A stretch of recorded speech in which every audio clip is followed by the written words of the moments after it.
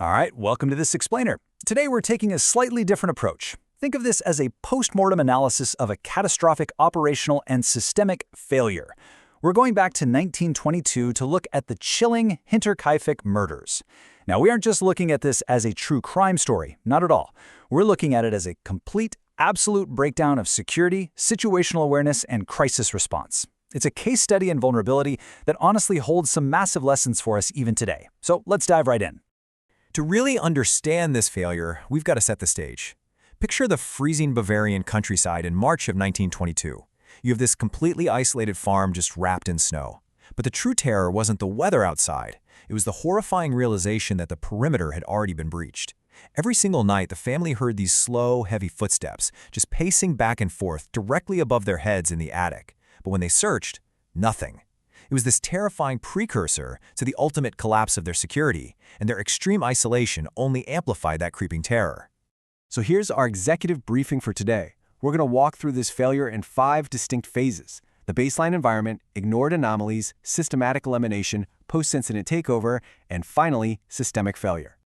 Okay, Phase 1, baseline environment, and the fatal risk of extreme isolation.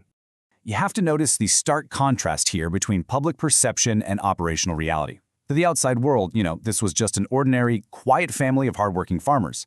But the operational reality, it was an absolute powder keg. Geographically, they were terrifyingly isolated, especially in the dead of winter. Socially, the patriarch was deeply disliked, which meant they had absolutely zero external support network, no safety net. This extreme isolation incubated their vulnerability. It ensured that when they finally realized the danger they were in, there was no escalation path. Literally no one around to hear them scream. Let's quickly review the personnel roster on site. You've got Andreas Gruber, the controlling and frankly deeply feared patriarch, his wife Caecilia, and their widowed daughter Victoria. There were also 2 highly vulnerable dependents, 7-year-old Caecilia and 2-year-old Josef. And finally, Maria Baumgartner, the new maid.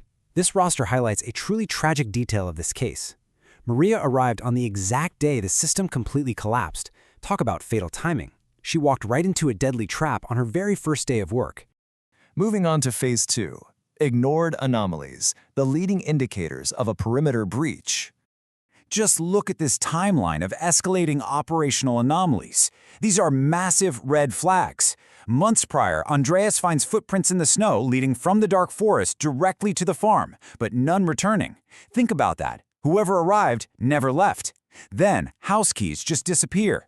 A few days prior, an unrecognized newspaper suddenly appears inside their secure perimeter. And perhaps the most glaring indicator of all, the previous maid completely packed up and quit, citing a quote-unquote haunted environment. The crucial takeaway here is that leadership, Andreas Gruber, just continued normal daily operations despite crystal-clear evidence of an active, ongoing intrusion. And of course, all those ignored anomalies culminated in this: heavy footsteps, dragging sounds, movement right above the ceiling night after night. Imagine the sheer psychological toll of hearing a physical threat incubating directly above you. Because of their isolation, they lacked any proper protocol or perhaps even the willingness to escalate the issue to local authorities. They were essentially paralyzed, waiting in absolute dread while an unknown threat studied their every single move. Which brings us to Phase 3, systematic elimination. The critical incident of March 31st, 1922. Notice how this builds into a clinical, completely ruthless methodology. The perpetrator didn't just panic and attack wildly. Step 1. They systematically lured 4 family members out to the dark barn, one by one. Maybe they used noise, maybe they called their names. Step 2. Execution. They used a mattock, which is this heavy, brutal farming tool, delivering crushing, blunt force blows. Once those primary targets were eliminated, Step 3. They breached the main house to silently eliminate the remaining witnesses, the brand new maid in her bed and the infant in his crib. Now, the source material notes a detail here that really forces us to confront the savage reality of this attack. Investigators later found clumps of 7-year-old Caecilia's own hair clutched in her hands. She had literally torn it out in extreme terror while slowly dying over a period of hours in that dark barn. The isolation of the farm didn't just prevent a rescue, it horrifically amplified their final moments of sheer, unmitigated terror.